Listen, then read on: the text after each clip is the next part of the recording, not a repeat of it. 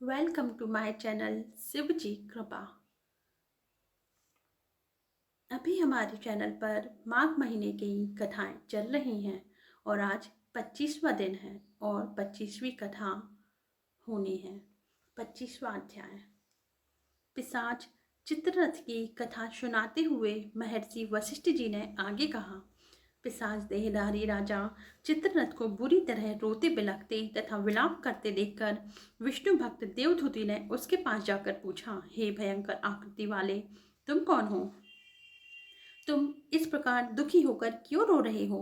तुम्हें क्या कष्ट है तथा दुख दूर करने के लिए मैं क्या कर सकता हूँ? पुण्यात्मा देवधूति के यह करुणाप्रद वचन सुनकर वह राक्षस दीनवाणी में निवेदन करने लगा। हे पुण्यात्मने, मैं घोर पापाचारी और महापापी हूँ। आपके दर्शन प्राप्त कर मुझे यह प्रत्यक्ष अनुभव हुआ है कि मेरे पूर्व जन्मकृत कुछ पुण्य अवश्य ही शेष है। आप मुझे बड़े भाग्य से मिले हैं। बिना शुभ कर्मों की प्रेरणा तथा शक्ति के आप जैसे पुण्यशील महात्माओं के दर्शन प्राप्त नहीं होते हैं। हे प्रभु, अब मैं अपने समस्त पूर्व जन्म में किए हुए पापों को आपके सम्मुख निवेदन कर रहा हूँ। पिशाच ने आगे कहा, हे दुष्श्रेष्ठ, अपने पूर्व जन्म में मैं एक अत्यंत पराक्रमी और संपन्न राजा था। मैं और मेरा राज्य सभी प्रकार के ऐश्वर्य से पूर्णतः संपन्न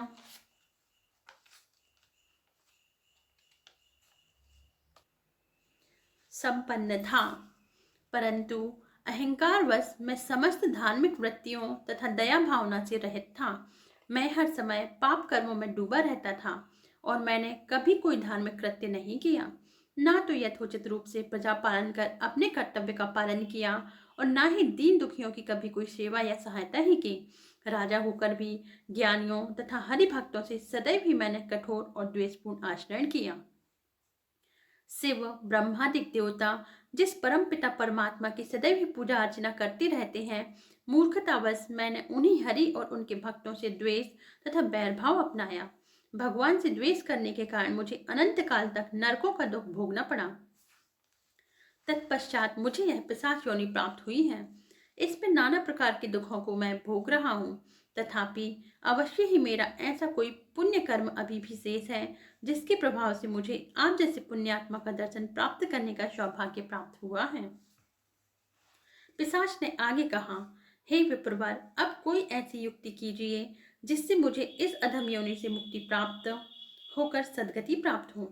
इस वन में मधुर और स्वादिष्ट फलों से आच्छादित अनेकों वृक्ष हैं तथा स्वच्छ निर्मल जल से परिपूर्ण अनेकों जलाशय हैं, किंतु मैं भाग्यहीन उनमें से कुछ भी नहीं प्राप्त कर सकता हूँ। मैं यहाँ क्षुधा और तृषा से व्याकुल होकर विलाप करता रहता हूँ तथा उद्भ्रांत सा भटकता रहता हूँ। हे करुणामय, आप मुझको इस पिशाच योनि से छुटकारा दिलाइए।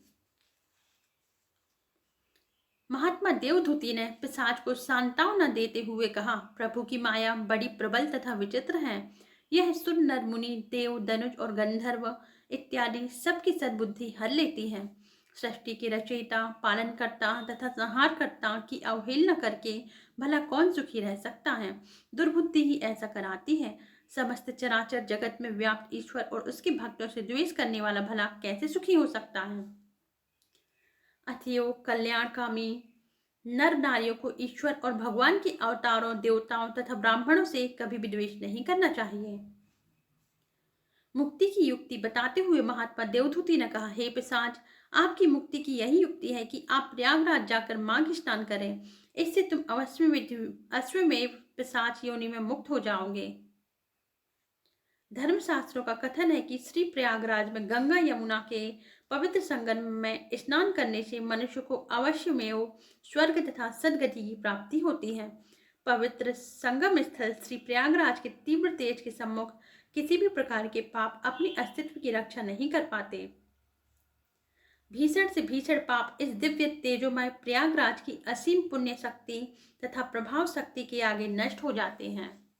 हे पिशाच, श्री प्रयागराज के पावन जल की एक बूंद का ही स्पर्श करने से केरल देशीय ब्राह्मण वसु को पाप मुक्त होकर मुक्ति लाभ प्राप्त हुआ था।